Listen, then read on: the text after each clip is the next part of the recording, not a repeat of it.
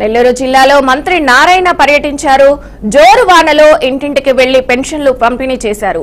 ఇక రాష్ట్రంలో ఒకే రోజు 90% పెన్షన్ల పంపిణీ జరుగుతుందని తెలిపారు.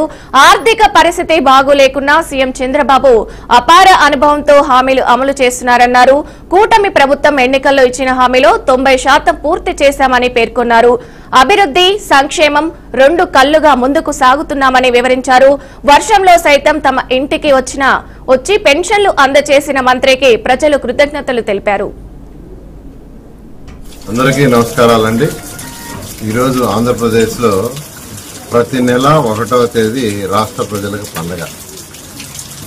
68 లక్షల కుటుంబాల్లో ఈరోజు అధికారులు, ప్రజాప్రతినిధులు తెల్లవారు 6 గంటల నుంచే పేదలు, నిరుపేదలకు ఏదైతే సంక్షేమ పథకాల్లో భాగంగా ఎన్డీఏ కూటమి చెప్పిందో ఆ పెన్షన్స్ వస్తున్నారు.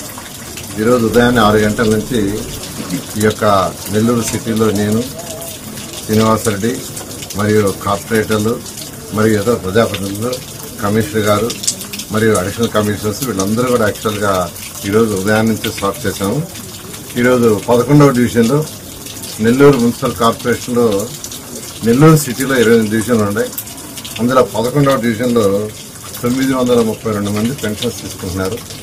దాని విలువ 40,77,500. ప్రతి నెల 1వ తేదీ 11వ డివిజన్లో 932 మందికి 40,77,500 ఇస్తున్నారు.